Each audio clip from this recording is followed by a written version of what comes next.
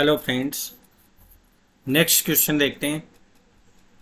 Next question भी small question है, 100 words के अंदर पूछा जाता है यूजुअली और 5 मार्क्स का होता है। इम्पॉर्टेंट क्वेश्चन है वैसे। तो क्वेश्चन की रीडिंग लगाते हैं पहले। What do you understand by double जेपेडी?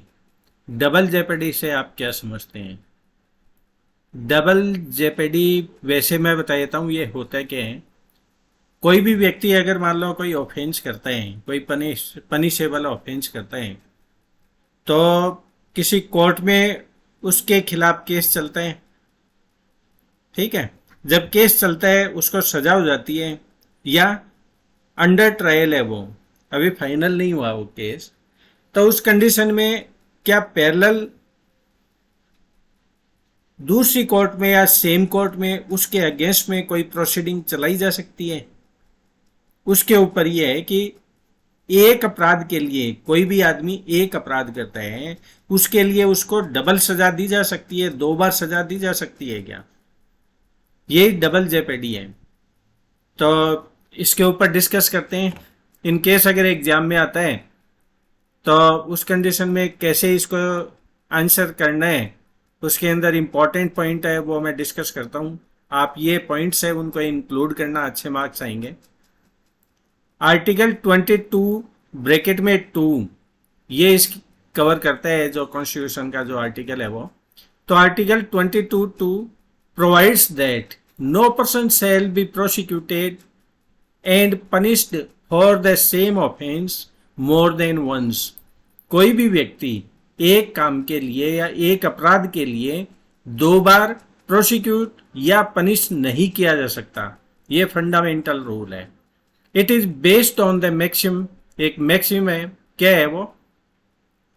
NaMo debit wish वेक्सारी। इसका क्या मतलब हुआ? ये लैटिन के अंदर है, तो इसका अर्थ हुआ which means that no one man should be put twice in peril for the same offence. एक अपराध के लिए किसी भी व्यक्ति को 2 बार सजा नहीं दी जा सकती, 2 बार उसको खतरे में नहीं डाला जा सकता। कई बार जैसे कोई व्यक्ति है वो अपराध कर देता है, कोई ऑफेंस करता है, उसके बाद उसके ऊपर केस कर दिया जाता है, पनिश कर दिया जाता है, उसके बाद अगेन उसके ऊपर अगर कोई व्यक्ति केस करता है तो एक अनसर्टेनिटी हो गई ना उस व्यक्ति के लिए। ठीक है, उसने ऑफेंस किया है, वो पनिशेबल है, वो पनिशमेंट के लिए भी वो रेडी है, कोर्ट भी उसको पनिश कर रही है। अब एक अपराध के लिए ये तो नहीं कि उसको बार बार पनिश किया जाए, तो उसकी भी कुछ ना कुछ फ्रीडम होती है। तो उस एक जो अनायासी जो उसका एक मन के अंदर जो एक वो टेंशन रहती है, उसको जो डर सताता है, उससे फंडामेंटली उसको दूर कर दिया है। कॉन्स्टिट्यूशन के अंदर उसके बारे में मेंशन कर दिया है कि आप किसी एक अपराध के लिए 2 बार पनिश नहीं कर सकते या उसको प्रोसिक्यूट नहीं कर सकते। इसकी कुछ कंडीशंस है वो अभी डिस्कस करते हैं। Its main object is to prevent uncertainty of prosecution. Prosecution की अनसर्टेनिटी है उसको रोकना है। इसका ये जो पर्पज है, जो डबल जियोपार्डी है, उसका पर्पज यही है कि वो जो अनसर्टेनिटी है प्रोसिक्यूशन की उसको रोकना है, ताकि आराम से जो क्रिमिनल है वो भी आराम से जिंदा रह सके। एक कोर्ट केस हुआ है इससे रिलेटेड। इन सुबा सिंह केस द एक्यूज्ड है वो कन्विक्ट हुआ है किसके लिए? मर्डर के लिए। किसी व्यक्ति का मर्डर किया उसने और उसके लिए कन्विक्शन हो चुकी है, उसको सजा काट रहे हैं। तो जिसका मर्डर हो गया उसने क्या किया? एक सिविल सूट डाला है कंपनसेशन के लिए।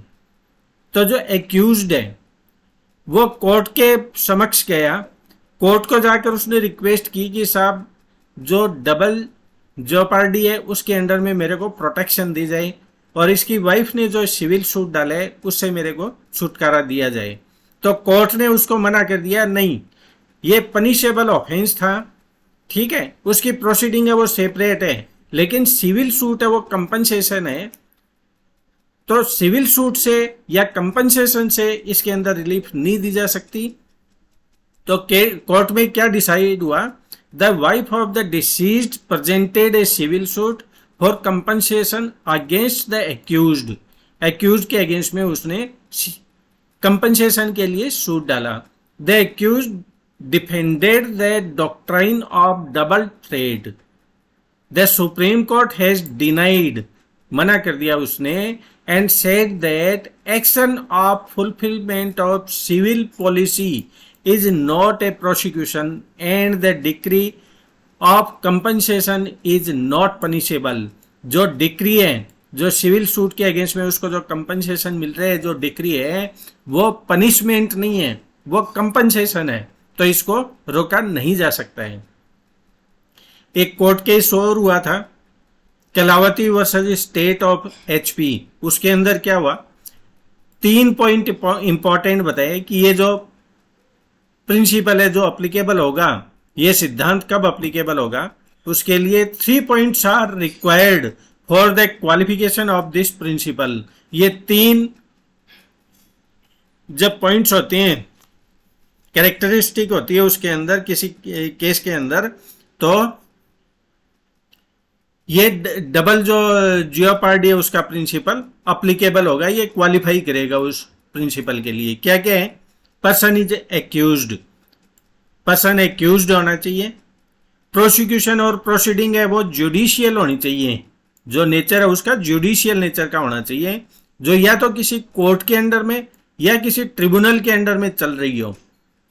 ठीक है जी। उसके अलावा थर्ड क्या है इसकी जो qualification, prosecution is related to punishable offence. जो प्रोसिक्यूशन जो चल रहे हैं वो जो मैटर है पनिशेबल ऑफेंस है, कोई जिसके अंदर सजा दी जानी है, ऐसा कोई ऑफेंस है, पनिशेबल ऑफेंस है, वो होना चाहिए, उसके संबंधित प्रोसिक्यूशन होना चाहिए। ठीक है, ये सारे पॉइंट क्लियर हो गए होंगे। In the matter of Ashish Ghosh versus department of transportation, एक ये भी छोटा सा केस हुआ था। It was held that compounding the offence under section 200 of motor vehicle act 1988 does not take away the powers of the competent authority to suspend their license. In such case, the principle of double punishment does not apply. तो ये भी इससे related एक case हुआ है, 2 case है इसके अंदर, इंपॉर्टेंट है। तो इसका जो बेसिक फंडा है वो क्लियर हो गया होगा। Thank you very much for watching my channel. Thank you.